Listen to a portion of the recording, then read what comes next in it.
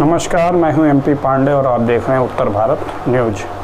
आज पूरा दिन दो मामलों की सुर्खियां काफ़ी तेज़ी से पूरा दिन वायरल होती रहीं, सोशल मीडिया पर भी और टीवी पर भी। एक मुद्दा तो शराब बिक्री को लेकर रहा, जो पूरे दिन आज चर्चा बना रहा और जिसका काफ़ी मिला जुला असर भी देखने को मिला कि काफ़ी हद तक जैसे ही आज पता चला कि आज शराब की दुकानें खुल रही हैं, तो शराब की दुकानों पर भारी भीड़, कई जगहों से ऐसी रिपोर्ट आई कि काफ़ी भगदड़ मच गई, धक्का मुक्की हो गया और कई जगहों पे काफ़ी लंबी दूरी तक की कुछ लाइनें भी दिखी, जो कि लगभग आधे से 1 किलोमीटर लंबी लाइन थी, जो कि शराब की बिक्री के लिए लगी हुई थी। और उसमें कुछ सोशल डिस्टेंसिंग का पालन करते हुए लोग भी मिले और इतने शानदार तरीके से मिले कि कभी उनको इस तरीके से शायद वही उन्होंने कहीं और खड़े होकर कभी कोई सामान ख़रीदा हो।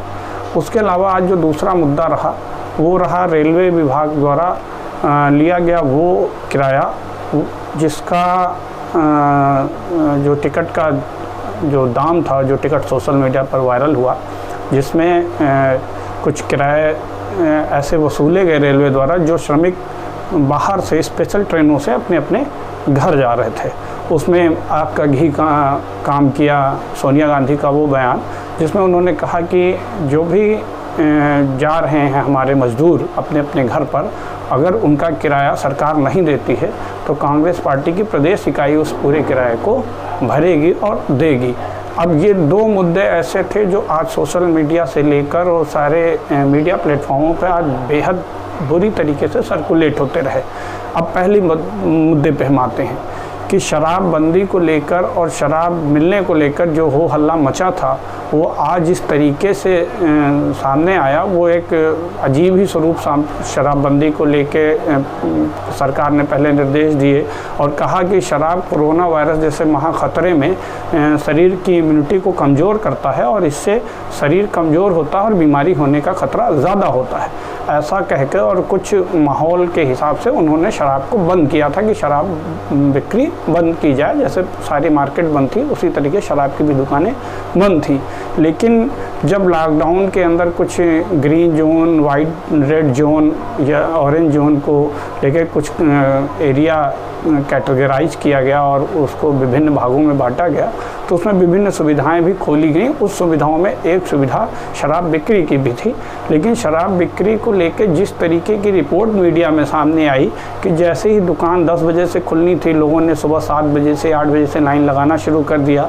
किसी ने 1 बोतल की जगह 10 बोतल ख़रीदना शुरू कर दिया और बहुत सारे लोगों का ऐसा भी कहना था कि पता नहीं आगे दुकान भविष्य में फिर खुले या सरकार फिर से बंद कर दे, इसलिए हम एक बड़ा स्टॉक लेके रख रहे हैं ताकि हमें यहाँ पर दोबारा ना आना पड़े।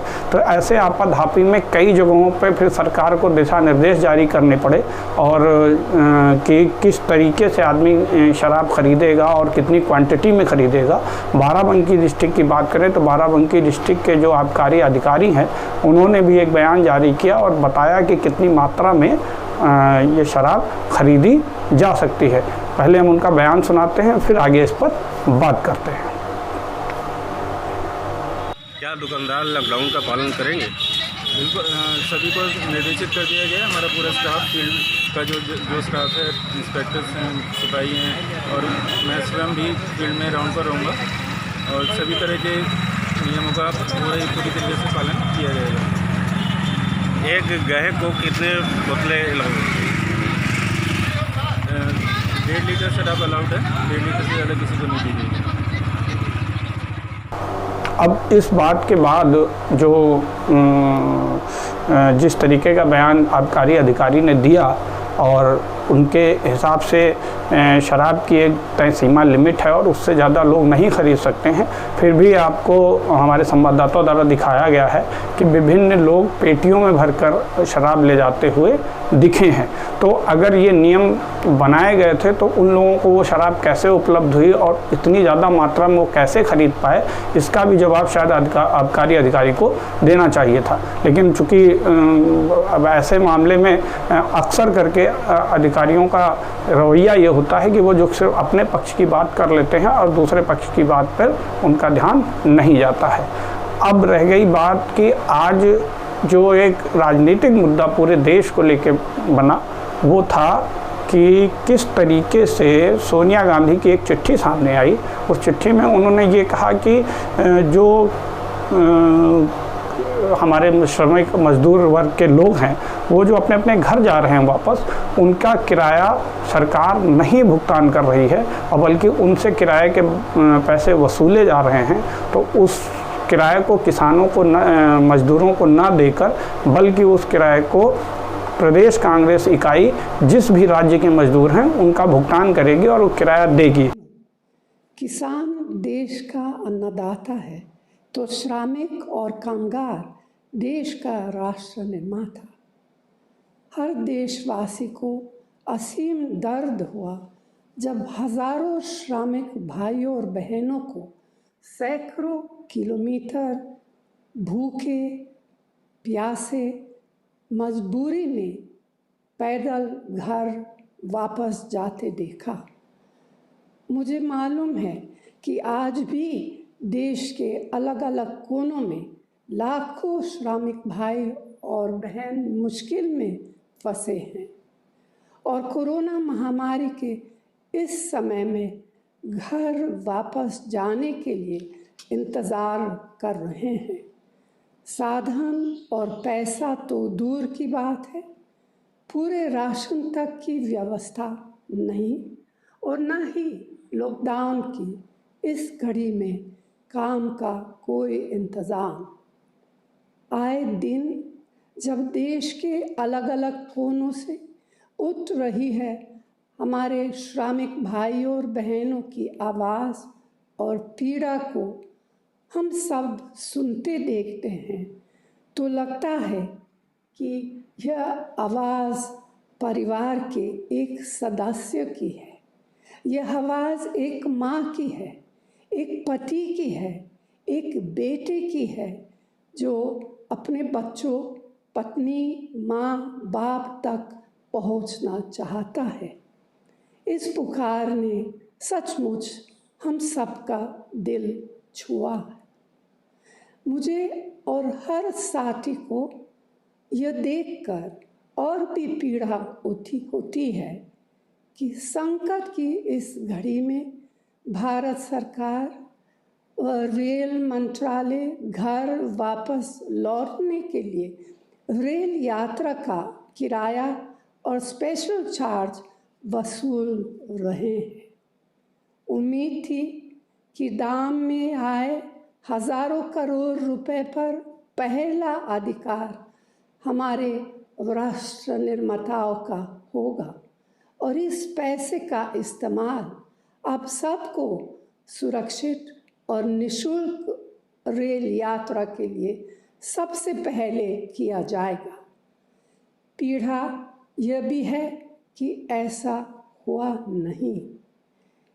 ये विकट हालात देखकर कांग्रेस पार्टी ने निर्णय लिया कि हर प्रदेश में ज़रूरतमंद श्रमिक भाइयों और बहनों के घर लौटने की रेल यात्रा का खर्च उठाएंगे।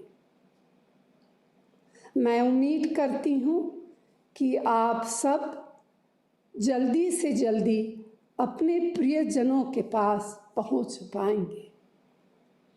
महात्मा गांधी ने कहा था कि खुद को खोजने का सबसे अच्छा तरीका है खुद को दूसरों की सेवा में खो दो। सेवा का यह संकल्प ही हमारे श्रमिक भाई और बहनों को उनके घर तक सुरक्षित वापस पहुंचाने की हमारी प्रेरणा है। इस कर्तव्य को हम मजबूती से निभाएंगे। जय हिंद। इस पे संबित पात्रा का एक ट्वीट भी आया, भारतीय जनता पार्टी की तरफ से एक सफाई भी आई कि हमने किराया वसूला ही नहीं, और जब हमने किराया वसूला ही नहीं तो किसी को किराया देने की आवश्यकता कैसे आन पड़ी। भाजपा के द्वारा, भारतीय जनता पार्टी द्वारा जो सफाई दी गई उसमें उन्होंने उस आदेश का जिक्र किया जिसमें उन्होंने केंद्र सरकार की गाइडलाइन को दिखाया और ये बताने की कोशिश की कि 85% जो किराया है वो रेलवे और केंद्र सरकार मिलकर वहन करेगी और 15% किराया राज्य सरकारों को देना था, जिन राज्य सरकारों द्वारा ये आग्रह किया गया था कि उनके व्यक्तियों को, उनके मजदूरों को उनके गृह राज्य वापस ले आया जाए। लेकिन अब ये एक कन्फ्यूजन की स्थिति क्रिएट हो गई कि अगर ये किराया 15% राज्यों को देना था और 85% किराया केंद्र सरकार और रेलवे को देना था, तो रेल मंत्रालय ने बहुत स्पष्ट शब्दों में ये कहा कि हमने एक मिनिमम रेट पर किराया फिक्स करके और हम फ्री में ट्रेन नहीं चला सकते। ये आधिकारिक बयान है रेलवे के उच्च अधिकारी का कि हमारी ट्रेन फ्री में तो नहीं चल सकती और इधर से अगर लेके जाएगी मजदूरों को तो उधर से वह ट्रेन खाली आएगी। ऐसे में रेलवे को फ्री में चलाया नहीं जा सकता, इसलिए हमने 15% किराया राज्यों से वसूलने का निर्णय लिया है। लेकिन वो 15% किराया क्या उन मजदूरों को फिर भी भारी नहीं पड़ा जो राज्य और केंद्र की कन्फ्यूजन के बीच में बहुत सारे ऐसे मजदूर ट्रेनों में देखे गए जिनके पास टिकट थे और टिकट में उन्होंने काफ़ी पैसे भुगतान करने की बात भी कही और उसमें उन्होंने कहा भी कि हमने अपने घर से पैसे मंगाए, अरेंज किए और तब हमने इस किराए के पैसे को वहन करके और ये टिकट खरीदा है जिसको लेके हम जा रहे हैं। जबकि भारतीय जनता पार्टी और रेलवे का कहना था कि हमने स्पष्ट रूप से किसी भी स्टेशन पर टिकट बिक्री के लिए मना कर रखा था। अब इसमें भी एक आरोप प्रत्यारोप के दौर शुरू हुआ कि कुछ टिकट जो सामने आए सोशल मीडिया पे और अन्य मीडिया प्लेटफॉर्म पे, वो भिवंडी से लेके गोरखपुर तक का एक मामला है। एक टिकट है 740 रुपये का लगभग, शायद ऐसा ही टिकट था, जिसको लेके काफ़ी कुछ दिन भर राजनीति गरमाई रही। लेकिन उस टिकट के अंदर जहां भारतीय जनता पार्टी ये कहती रही कि महाराष्ट्र में तो कांग्रेस और एनसीपी की सरकार है, उन लोगों ने टिकट क्यों वसूला, टिकट का पैसा उनके वहाँ वसूला गया है और राज्यों में नहीं वसूला गया है।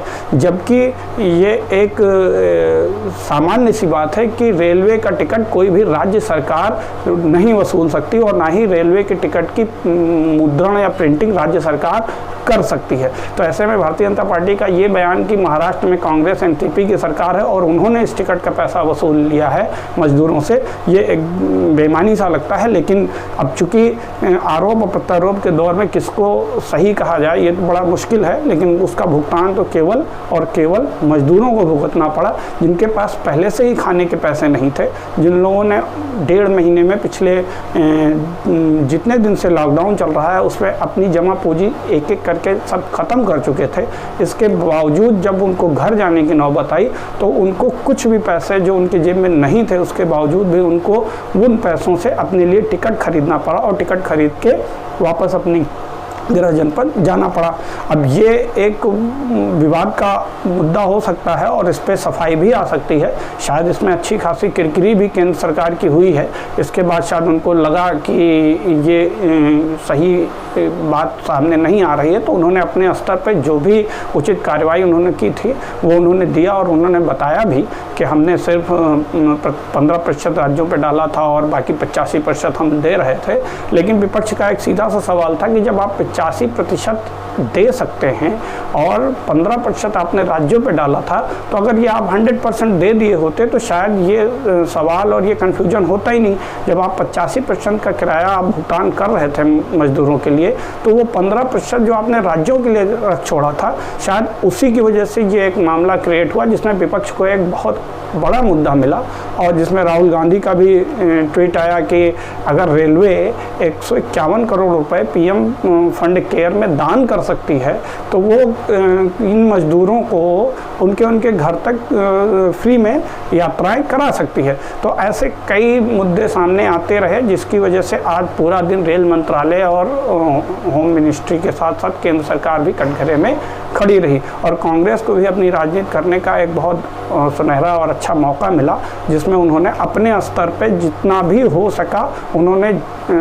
पूरा आघात केंद्र सरकार के ऊपर किया और ये साबित करने की कोशिश की कि मजदूरों की सच्ची हितैषी वही है। जबकि ऐसी नहीं है कि जब कांग्रेस की सरकार थी तो मजदूरों की जो स्थितियां थी वो भी लगभग किसी से छुपी नहीं थी। तो अब ऐसे में दोनों एक दूसरे के ऊपर आरोप प्रत्यारोप तो ही लगाते रहे, लेकिन उसका पूरा जो खामियाजा था वो मजदूरों और श्रमिकों को भुगतना पड़ा, जो पिछले काफ़ी दिनों से कहीं फंसे होने के बावजूद, पैसे ख़त्म होने के बावजूद, काफ़ी कुछ जद्दोजहद के बाद अपने घर को लौटना चाहते हैं। अब देखिए आने वाले समय में किस तरीके से इस राजनीति को पटाक्षेप होता है और मजदूरों की सियासत लोगों को कहां से कहां ले जाती है। लेकिन इन सियासत के बीच में अगर कोई दबा और पिसा और मजबूर है तो वो ही मजदूर है। आज के लिए इतना ही। अगले खास मुद्दों के साथ हम फिर अपने इस खास कार्यक्रम में आपसे रूबरू होंगे। तब तक के लिए नमस्कार, जय हिंद।